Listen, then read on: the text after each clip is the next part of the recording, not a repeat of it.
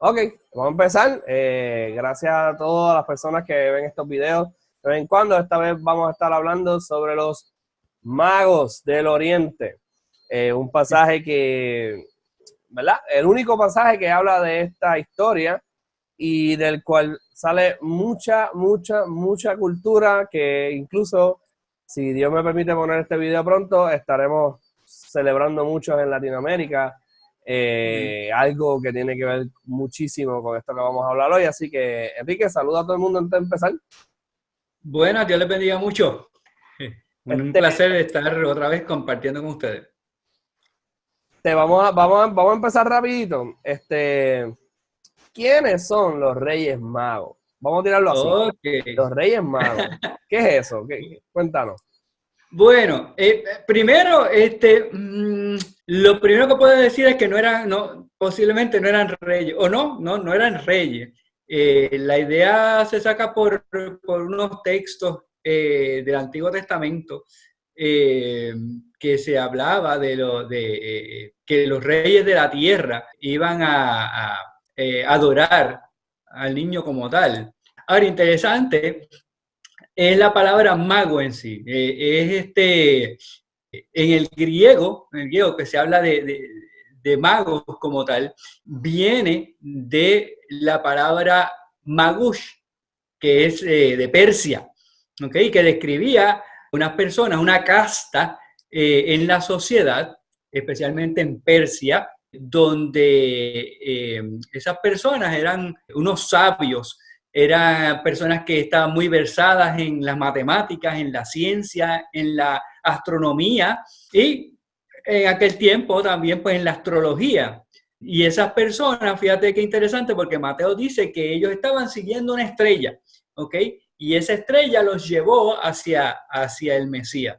O sea que estas personas como astrólogos o astrónomos que eran, más bien, estaban estudiando los astros y esa estrella en específico los lleva entonces hacia donde estaba el Mesías. Así que la idea de que eran reyes más bien viene por unos textos en específico del Antiguo Testamento. Por ejemplo, Isaías 60, que dice que las naciones y los reyes iban a ver la luz del Mesías. Y habla de camellos, de Madián y de Pa y de Etiopía, y que iban a llevar oro e incienso. También el Salmo 72, que dice que los reyes de Tarsis y de lugares distantes iban a darle tributo, y los reyes de Seba, o sea, de Yemen, que iban a presentarle también regalos. Isaías 49, que dice que hablando del el Redentor de Israel, que hacia él iban a ir los reyes, los príncipes, y que iban a arrodillarse, reconociendo que el Señor y el Santo de Israel son verdaderos, ¿no?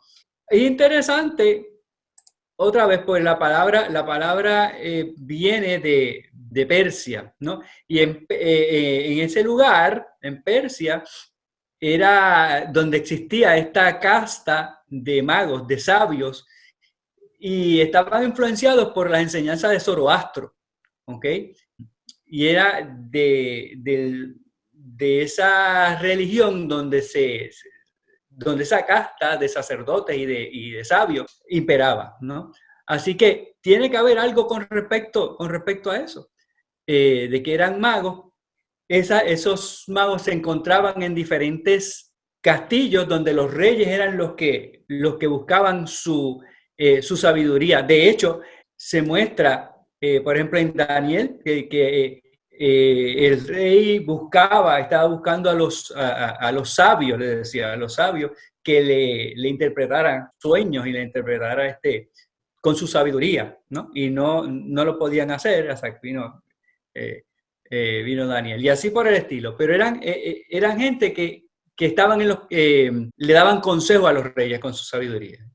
Y de ahí entonces que viene Mateo y habla nos muestra cómo estos representantes de los reyes, buscando el significado de esa estrella, es que llegan donde el sol de justicia, y el sol pues es la estrella más grande, por decirlo así, de nuestro planeta, y vieron la luz del Mesías. De hecho, la palabra epifanía lo que quiere decir es eso, que es lo que celebramos como cristianos en enero 6. La epifanía, que es el resplandor de Dios, como Dios muestra su resplandor hacia los gentiles.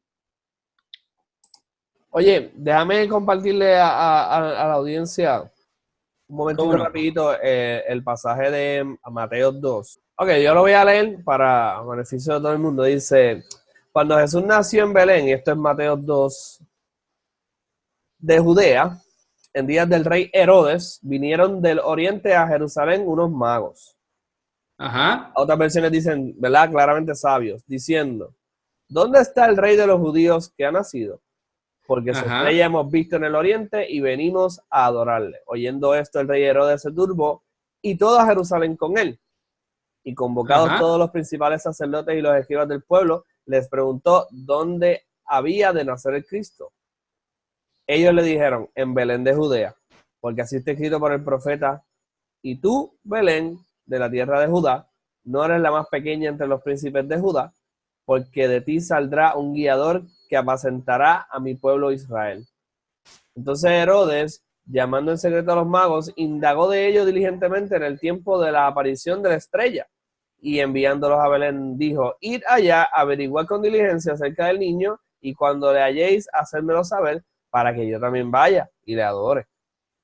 Ellos, habiendo oído al rey, se fueron, y he aquí la estrella que habían visto en el oriente iba delante de ellos hasta que, llegando, se detuvo sobre donde estaba el niño, y al ver la estrella se regocijaron con muy grande gozo, y al entrar en la casa vieron al niño con su madre María, y postrándose lo adoraron, y abriendo sus tesoros le ofrecieron presentes, oro, incienso, mirra. Pero siendo avisados por revelación en sueños que no volviesen a Herodes, regresaron a su tierra por otro camino. Comentario, Uh-huh. Enrique.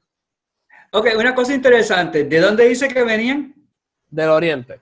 Del oriente. Ok, la palabra en griego, apo, anatolon, literalmente lo que quiere decir es que venían de donde el sol se asomaba, donde el sol subía. Okay. Es la única información que tenemos de Mateo, ¿verdad? Con respecto a de dónde venían, a la región, ¿no? Ahora, es interesante que para ese tiempo, Persia, el imperio de Persia, ocupaba virtualmente toda esa área, esa parte de Judea y de Siria, o sea, de donde el sol se levantaba, ¿ok? Según los expertos, ¿no?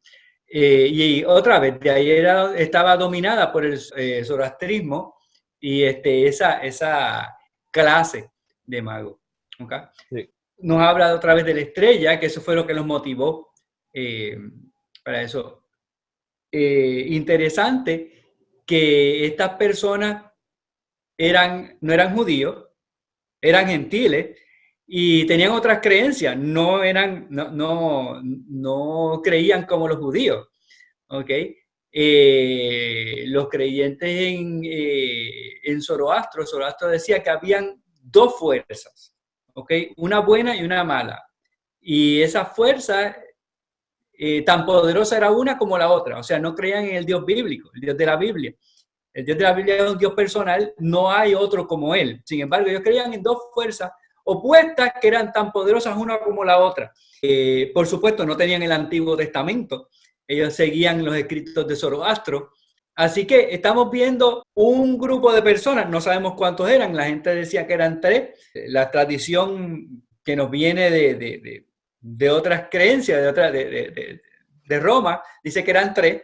En realidad no se sabe.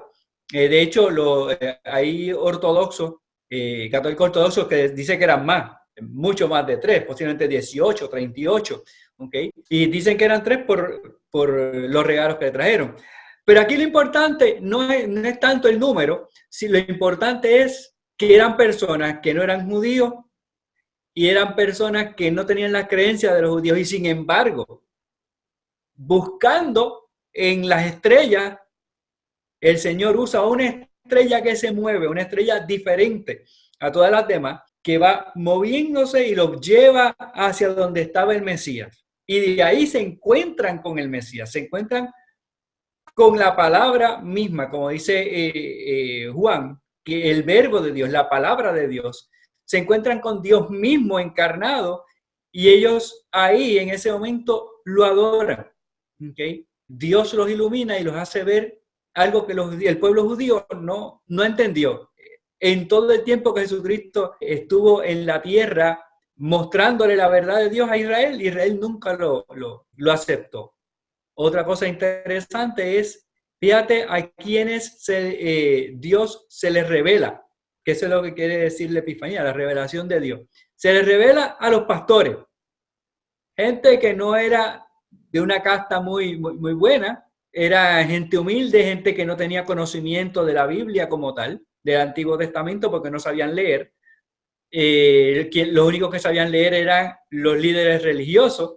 Y sin embargo, el Señor se les revela primero a los pastores y tiempo después se les revela a un grupo de gentiles que sí eran sabios, pero no eran sabios según el pueblo judío. No tenían la sabiduría de Dios porque no tenían los escritos del Antiguo Testamento. Y sin embargo, Dios usa las creencias de ellos para atraerlos a la verdad, a la palabra de Dios encarnada que es Cristo. O sea que Dios no está buscando gente sabia en el sentido de ser unos, como diríamos por aquí, unos cabezones teólogos que saben mucha teología, como en aquel tiempo, sino estaba buscando la humildad. Y a eso es lo que se les revela.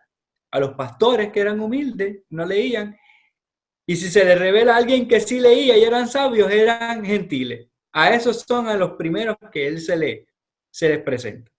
Eso se parece a cuando Jesús decía que él oraba al Padre, decía que Dios le había, ¿verdad?, ocultado a los grandes unas cosas y revelado a los pequeños. Claro. Yo quería especular algo. Diga. O paréntesis.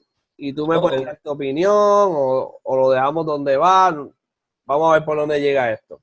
A mí se me ocurría, porque recientemente estaba estudiando Hechos, y tú sabes muy bien que en Hechos 2, cuando viene la predicación de Pedro, antes de eso el Espíritu Santo, está hablando de un montón de gente que va a Jerusalén, que viene de todas las naciones, ¿verdad? Refiriéndose obviamente a las naciones de donde había gente de la diáspora, o sea, judíos en cuantos sitios, ¿ok? A mí se me ocurre pensar, o preguntar, mejor dicho, preguntarme y analizar y buscar. Estos magos no hay posibilidad que hayan sido parte de la diáspora que llevaban cientos de años perdidos y eran como, por ejemplo, como Daniel y sus compañeros, parte del séquito de un rey por allá botado y que ya habían olvidado, ¿verdad? O ya sea que habían olvidado algo o no. ¿Qué tú crees de eso? Es muy loco yo proponer algo así. Bueno, primero vemos una cosa interesante en Hechos 2, y es que si hubieran sido judíos, o sea, miembros del pueblo judío, del pueblo hebreo, hubieran sabido hebreo. ¿Okay? Sí se dice que algunos de ellos habían sido influenciados por la cultura donde estaban y no necesariamente sabían hebreo, pero es interesante, como dice, ok, vamos a leer Hechos 2, del 8 en adelante, dice, ¿cómo pues les oímos nosotros hablar cada uno en nuestra lengua en la que hemos nacido?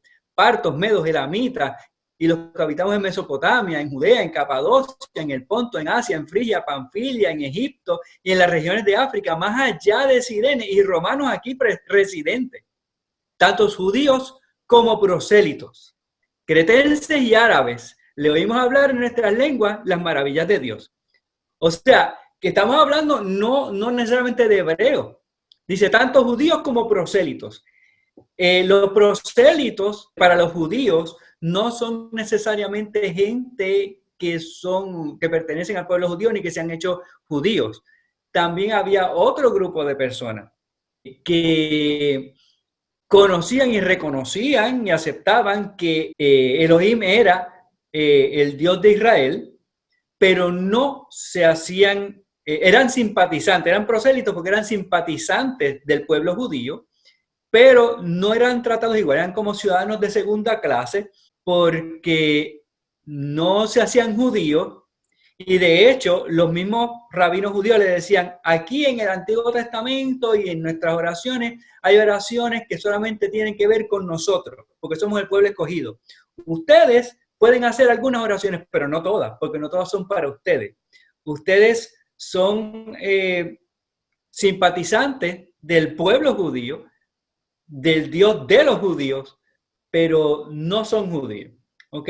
O sea que, como quiera, estas personas no necesariamente eran judíos que venían de otros lugares. De hecho, es interesante cómo se les llama, como Mateo les llama magos, y la palabra mago provenía, como dije, de esta casta de los que creían en el zoroastrianismo. Ok, anyway, y eran personas que lo que estaban era estudiando las estrellas. Siguieron una estrella, pero no sabían nada más. Se cree que Zoroastro había tenido alguna influencia hebrea de algunos de los profetas, pero en realidad estas personas no conocían lo que era en sí la religión judía, ni del Mesías, ni nada de Dios. Habían escuchado de una estrella y habían escuchado... Sí, que es algo muy de lejos lo que tú me estás diciendo, muy de lejos. Como que hubiesen sabido que era en Belén, tal vez, o no se hubiesen parado donde el rey Herodes. Exacto, preguntar por él. Algo así es como que el argumento. Exacto. Eran personas que, o sea, vieron algo extraño en el cielo, lo siguieron y cuando se para la estrella en la casa donde estaba Jesús, que probablemente tendría 2 años porque no fue en el mismo tiempo de los pastores, y dicen, mira, este movimiento en el cielo nos habla de algo milagroso. Una persona milagrosa tiene que estar aquí. Y se encuentran con Jesús. ¿Okay? Y allí entonces Dios en su soberanía les aclara que sí, que allí había una persona importante que era el Mesías, que era el Salvador del mundo. Claro, no sabemos tampoco qué fue lo que ellos hablaron con María, con José, ¿ok? Que quizás pudieron aclararles un poco más, o simplemente al encontrarse con Jesús se dieron cuenta de que estaban delante del Redentor del mundo, ¿ok? O sea, estamos hablando de un Dios que es todopoderoso, un Dios que es... que nos muestra la verdad y abre los corazones. Pero en Hechos estamos viendo otro tipo de personas, estamos viendo simpatizantes del pueblo judío. Y de hecho, Hechos nos habla de Cornelio. Cornelio era también un simpatizante, pero no era judío. ¿Okay? Esos son los llamados noágidas. ¿Okay? Los noágidas es un grupo de personas, como si ahora mismo tú y yo dijéramos, ay, mira, el Dios de Israel es el único que hay, nosotros simpatizamos con el pueblo judío, pero vamos dando un rabino y el rabino nos dice, no, está bien como están, quédense así, ustedes no pueden ser judíos. O sea, no, es muy bueno, muy bonito lo que ustedes creen, pero no merecen ser judíos. Y había gente así. De hecho, hoy día hay algunos rabinos que le dicen a la gente que simpatiza con el pueblo judío, dicen, no, quédate así, así estás bien. Eso me acuerdo cuando la Biblia habla de que Jesús vino a juzgar, a hacer juicio, a hacer justicia a todo el mundo. Porque entonces estas personas no le hacían justicia a todo el mundo, porque hacían exclusiones que a veces no iban de acuerdo a la ley. Pero vale, eso es otro temota. Ahora, lo interesante de esto es que sí se profetizó que los reyes de todas las naciones se arrodillarían ante el Mesías. Y es interesante porque te hablan no solamente de los reyes, sino que te hablan de las naciones. ¿Ok? Y estas personas, los magos, representaban a los reyes y representaban a las naciones. Okay. Exactamente. Yo quería también leer algo y preguntarte algo a la misma vez. Y es que algo que yo sí estaba, ¿verdad? Voy a leer el Salmo 72, solamente 3 versos. Que está cuando me puse, ¿verdad? A leer un poco, a investigar un poquito. Se usa mucho el Salmo 72 como una referencia casi directa del evento de Mateo 2, que es, ¿verdad? Los magos, los sabios llegando del oriente, llegando a adorar al niño. Pero voy a leer esto y quiero que me contestes si tú opinas, entiendes, piensas o crees que esto que voy a leer realmente es algo que se cumple allí, o si estamos hablando de otra cosa. ¿Y qué sería entonces? Dice, Salmo 72 es hermoso completo, leanlo completo, es corto, pero voy a leer desde el 8. Dice, dominará de mar a mar y desde el río hasta los confines de la tierra. Ante él se postrarán los moradores del desierto y sus enemigos lamerán el polvo. Los reyes de Tarsis y de las costas traerán presentes. Los reyes de Saba y de Seba ofrecerán dones. Todos los reyes se prostrarán delante de él, todas las naciones le servirán. Eso es algo que se está cumpliendo como algo exacto en Mateo 2, o cómo deberíamos empezar a observar este tipo de salmos, que de hecho es un salmo que fue dedicado a Salomón. Okay.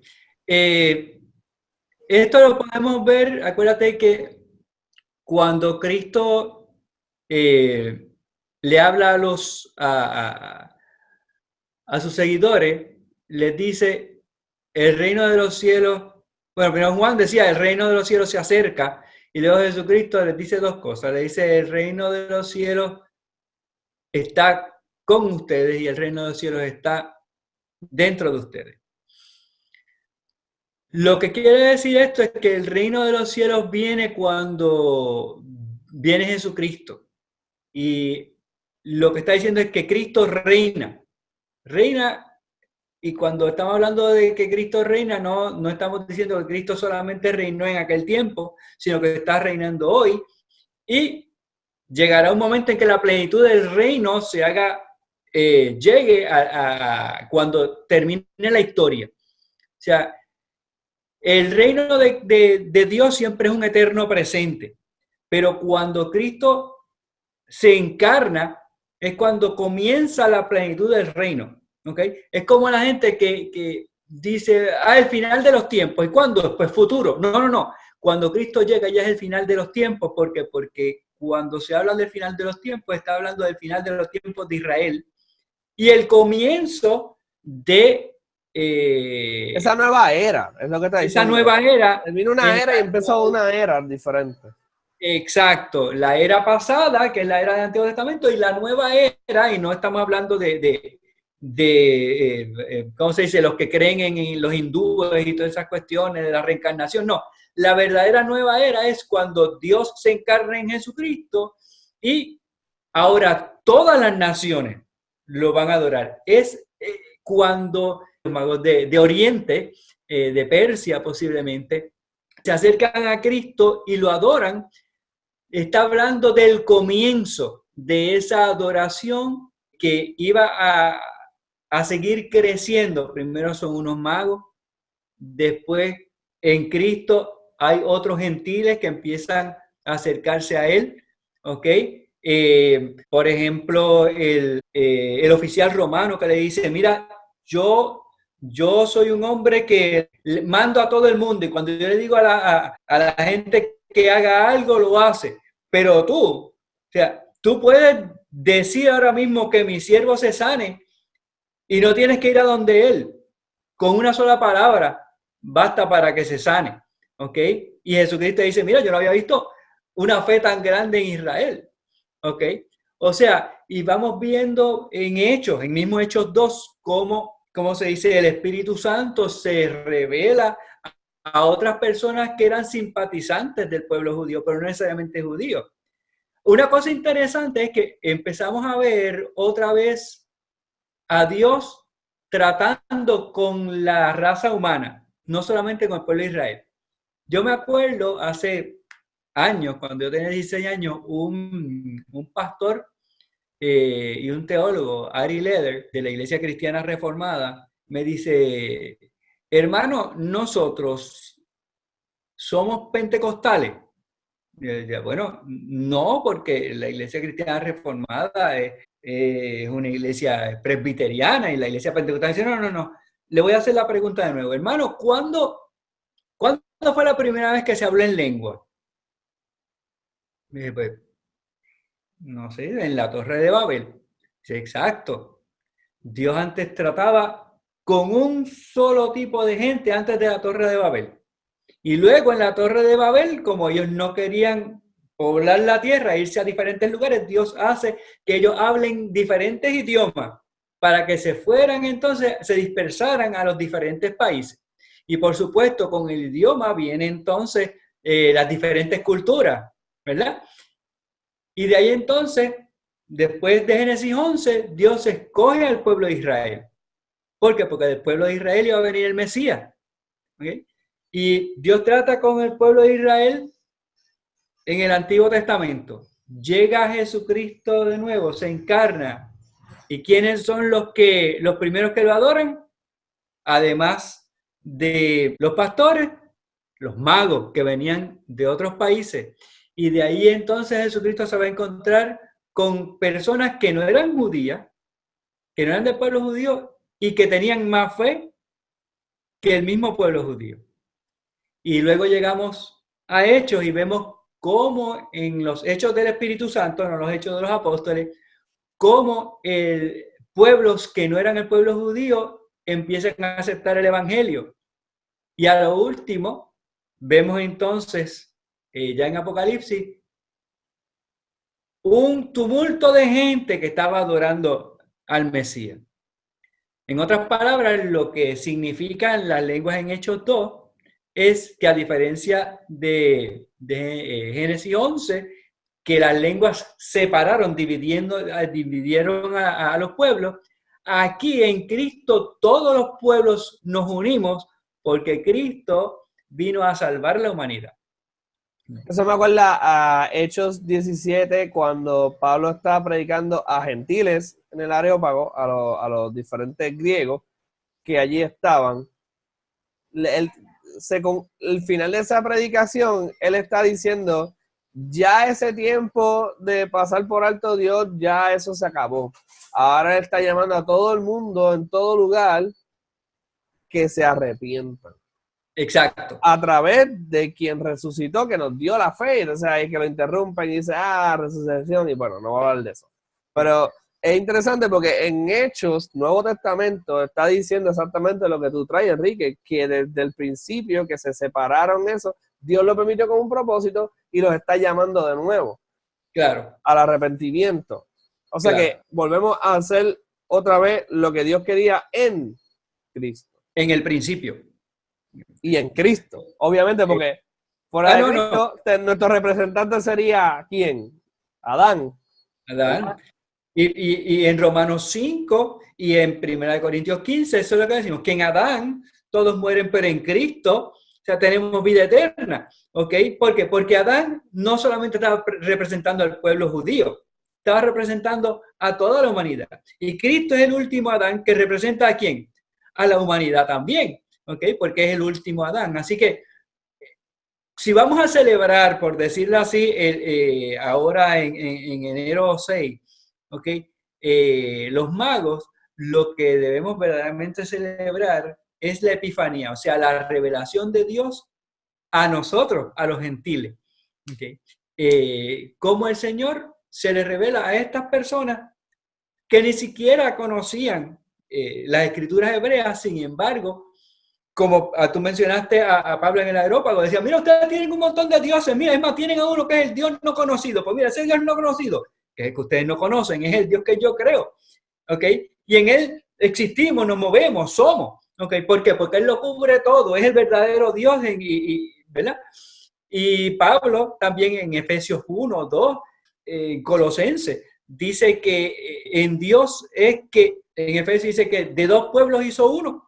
Okay. Ya la pared de esa que había entre el pueblo de Israel y los gentiles, que era la ley, ¿okay? Esa era la pared, la ley, las costumbres hebreas que separaban al pueblo hebreo de los demás, ahora esa pared ya no existe. Cristo rompe con esa pared. Ahora en Cristo, que es 100% Dios y 100% hombre, ha unido, ¿verdad? A la raza humana con él. ¿Por qué? Porque ya no hay separación. Ya no hay separación. Se rompe el velo cuando Cristo muere. ¿Okay? Ya no hay separación entre Dios y el hombre. En Cristo ya Dios y hombre ya no hay separación. Yo quería tocar algo menos interesante un segundito rápido. Para entonces ir a lo violento. Yo estaba estudiando entonces ese Salmo 72, cuando menciona 3 lugares. Menciona Tarsis. Tarsis es un problema para mí porque Tarsis todo el mundo lo ubica básicamente en Occidente, ya sea en Turquía, lo ubican en Grecia, lo ubican incluso hasta España. ¿Okay? Ajá. De hecho, había judíos ya en todas esas áreas del mundo. Entonces, y los otros 2 reinos, Saba y Seba, los 2 son del sur de la península arábiga, que tú mencionaste al principio, que es Yemen hoy en día. Ajá. De ahí, de ese lugar, del sur de la península arábiga de Yemen, se extraía el producto de la mirra. Entonces es interesante porque eso es una de las 3 cosas que se presentan en los regalos y aunque tú nos has traído durante toda esta conversación que lo más probable es que estos magos realmente vienen de Persia, no se descarta que sea de Oriente esto que está diciendo este salmo, y me encanta porque no se deja de cumplir lo que está diciendo el salmo. Al revés, cuando si sigues estudiando, que no lo vamos a poder hacer hoy porque sería mucho rato, pero cuando tú sigues investigando y te vas dando cuenta, todo está conectado porque estos productos realmente se extraían para venderse ¿dónde? En donde tú estás diciendo, las regiones de Persia, las regiones de Asiria, las regiones de los fenicios, que de los fenicios es que viene Tarsis, y entonces por donde más fácil era llegar a Jerusalén era obviamente por el mar Mediterráneo, que entonces es interesante todo eso, y todo eso lo comparto por una sola cosa. Qué vergüenza que los primeros representantes de lugares ¿verdad? Grandes que fueron a adorar al Rey de Reyes y Señor de Señores fueron un montón de paganos, diríamos nosotros. Eran paganos. Esto es una pregunta. ¿Fuimos representados por estos paganos astrólogos? Claro que sí. Claro que sí, porque ellos lo que estaban era mostrando cómo el Señor, desde ese momento en adelante, se iba a mostrar, ¿ok? Iba a haber una epifanía, Dios se iba a revelar a los gentiles. De ahí comienza, ¿ok? De ahí comienza. De hecho, es interesante porque de ahí en adelante vamos a ver esa batalla entre el pueblo judío que no creyó y paganos que sí creían en él. De hecho, Juan capítulo 1 lo dice bien claro. Dice, Dios nos hace sus hijos no por carne ni sangre, sino a través de Dios. ¿Ok? Todos aquellos que creen en él son verdaderos hijos de Dios. Y cuando dice no por carne ni sangre, no está diciendo solamente de que no es, que es algo espiritual, ¿no? Que Dios a través de su espíritu no ilumina nuestro espíritu. Pues no vamos a ser gnósticos, decir no todo es espiritual nada más. Lo que está diciendo es, no es aquellos que provienen de carne y sangre porque son judíos, ¿ok? Del pueblo judío, ¿ok? Sino aquellos que son nacidos de Dios, a quienes Dios se revela, esos son el verdadero pueblo de Dios. De hecho, vemos ese mismo problema con los mismos líderes del pueblo judío que decían, no, nosotros somos hijos de Abraham. ¿Por qué? Porque somos parte del pueblo escogido. Tú no, nosotros no somos hijos de una ramera, ¿ok? No somos hijos ilegítimos, somos verdaderos hijos de Abraham. ¿Y qué les contesta Jesucristo? Mira, ustedes son hijos del diablo, ¿ok? Porque si ustedes verdaderamente fueran hijos de Abraham, no estarían buscando matarme. El mismo pueblo judío es el que cae en el pecado, lo que se le llama el pecado imperdonable, que dijeron que Jesucristo echaba demonios en nombre de Satanás. ¿Y por qué era imperdonable? Pues o sea, no tiene perdón aquel que no cree en el Mesías, y era imperdonable para el pueblo judío. ¿Ok? No quiere decir que no se salven, porque a la larga Israel será salvo, como es Romanos 9 al 11, capítulos 9 al 11, pero lo que sí está diciendo es que es imperdonable mientras el pueblo judío no cree en Jesucristo como Mesías, es algo imperdonable. Exacto, mientras le achaque maldad al Hijo de Dios, no hay break para ti. De hecho, ¿cuál fue la maldición del pueblo judío? El mismo pueblo judío dice que su sangre caiga sobre nosotros y nuestros hijos. ¿Ok? ¿Y dónde se ve esa maldición? Cuando se destruye Jerusalén, se destruye el templo. ¿Ok? Y la maldición era que ya la presencia de Dios en el templo no iba a estar más. Ese templo iba a ser roto. ¿Ok? Ahora, ¿quiere decir eso que no hay esperanza porque no hay templo? No. Más adelante, en Colosenses dice que dentro de nosotros está Cristo y por lo tanto en Cristo está toda la plenitud de la deidad, por lo tanto nosotros somos el templo de Dios ahora. ¿Ok? O sea, otra vez, ¿y a quiénes le está escribiendo Pablo? No a judíos, sino a gentiles. A los gentiles. Y entonces aquí viene esta pregunta. ¿Significa que ellos, estos judíos, de hecho, no podemos generalizar porque los primeros cristianos eran judíos, estos judíos que decidieron decir que Jesús no es mi rey, rechazaron a su rey? Claro. Pero entonces, pregunto yo, Enrique, ¿el rey llegó? Llegó. Claro que sí. ¿Y el rey reina ahora mismo o eso fue los otros días? ¿Sabes? Vamos a hablar claro aquí. Vamos a quitarnos, ¿verdad? Las pantaletas filosóficas aquí. Okay, mira. ¿Cristo es rey, sí o no? ¿Cristo reina, sí o no? Eso es algo, no, mi corazoncito. ¿Cómo es esto? Ok, bueno, Dios es Dios, ¿lo crea la gente o no? Dios existe, ¿lo crea la gente o no? Y Jesucristo es el Mesías, ¿lo crea la gente o no? Y Cristo reina, ¿lo crea la gente o no? ¿Ok? ¿Dónde reina Jesucristo? Pues Jesucristo, lo dijiste en cierta manera, Jesucristo sí reina en el corazón de todos los fieles, de todos los creyentes. ¿Ok? Cristo reina en todas las naciones porque hay creyentes en todas las naciones. Ahora, eso no quiere decir que eso termina ahí. Si lees ese Salmo 72, habla de un futuro en que la plenitud del reino va a llegar. ¿Ok? Por lo tanto, Cristo está reinando ahora y Cristo reinará cuando entonces todas las naciones estarán bajo el reinado de Cristo y todas las naciones doblen sus rodillas ante el Rey de Reyes.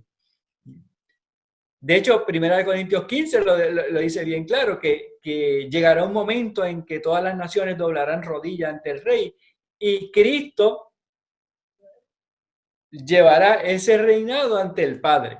¿Okay? No es que haya una división entre el Hijo y el Padre, pero la idea es, de una manera literaria, que se va a doblar toda rodilla ante Cristo encarnado y ante el Padre. Entonces, eso lo que significa es que ya nosotros tenemos un rey, nuestro rey nos dio una ley, so, lo único que tenemos que hacer es obedecer esa ley, porque él dijo, ustedes ahora vayan, ¿verdad? Mateo 28 dice, ustedes vayan ahora y enseñan a obedecer. Exacto. Y eso está brutal, eso está interesante porque muchos de nosotros cristianos tendemos a ver el ser cristiano como algo personal mío, yo aquí encejado en aquella esquina. Sí. Y eso no fue lo que el rey resucitado, de hecho, después de haber resucitado, le encargó a esos cristianos del principio, que eran judíos, by the way. Claro. Claro. O sea, vayan a todas las naciones. ¿Qué hacemos? Ok, es interesante. Yo sé por dónde va y me gusta. Pero les digo que fueran a todas las naciones. Ahora, lo interesante es que les dice, los llama a discipular, bautizarlo y discipular a todas las naciones. Tristemente, mucha gente, están contentos con una sola cosa, con aceptar que Cristo es mi Salvador. Pero echan hacia un lado lo que es el ser discipulado. Los reformados y luteranos le habla de ser catequizado, que se le enseñe toda la creencia cristiana.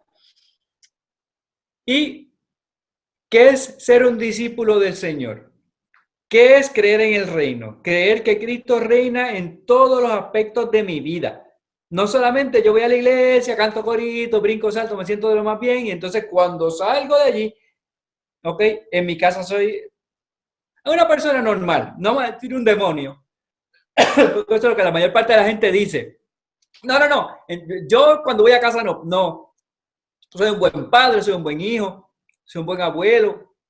Me porto bien. Sí, pero la idea no es solamente portarse bien, sino es traer el reino de Cristo a todos los aspectos de mi vida. En mi trabajo, Cristo es mi Señor. Y yo voy a hacer el mejor trabajo que yo hago porque Él es mi Señor y no trabajo para mi jefe, trabajo para el Señor. ¿Ok?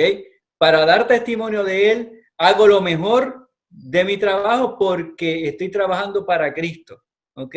Si soy médico, no solamente soy médico pues porque voy a ganar chavo o porque estoy trabajando en un hospital y el jefe me dice que trabaje de cierta manera. ¿Ok? No, yo estoy trabajando para mi verdadero jefe que es Cristo y por lo tanto voy a hacer una labor de calidad. Voy a ser un buen abogado, voy a ser un buen maestro, voy a ser un buen padre, voy a ser un buen hijo. Porque Cristo reina. Dicho sea de paso, ahora que están con la cuestión de Greta y hay que salvar el planeta, porque aún hay cristianos que dicen, no, hay que salvar el planeta porque si no nos morimos. Mentira, mentira del diablo. Yo no tengo que cuidar a los árboles porque si no hay más árboles nos vamos a quedar sin oxígeno. No, yo tengo que cuidar la creación que el Señor me llamó a cuidar. Punto. Y eso quita la idea de que si no cuidamos el planeta va a llegar el momento en que se va a destruir, lo cual la Biblia no dice que va a haber una destrucción del mundo, lo que habla es que va a ser destruido el pecado. El mundo va a ser cambiado, pero no va a ser destruido. Y la muerte, dice. Exacto. Así que no, yo hago todas las cosas porque el rey me dijo que hiciera. ¿Okay? La otra cosa, nuestra salvación es en Cristo, por lo tanto es fe en lo que Cristo hizo y no en lo que nosotros hacemos. ¿Por qué yo? Pues mucha gente me lo dice también. Y entonces, ¿qué voy a hacer yo?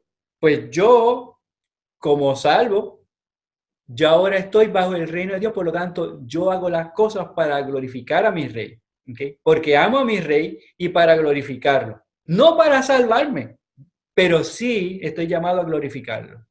¿Okay? Así que ese es el reino de Dios. ¿Okay? El rey está reinando ahora mismo. Está en su trono, en su trono.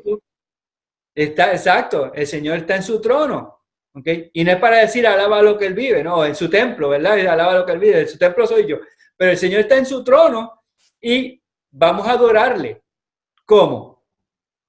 No solamente postrado, sino también caminando, sino también... De hecho, la palabra dice, si coméis o bebéis o hacer cualquier otra cosa, sea para gloria del Señor. O sea que aún el comer y el beber debe ser todo para gloria de Dios. Los reformadores tenían una palabra, dice que estamos corandeo. Corandeo quiere decir estamos ante la vista de Dios. Y como Dios me ve y yo quiero agradarle, Él es mi rey, por lo tanto yo hago lo mejor de mí.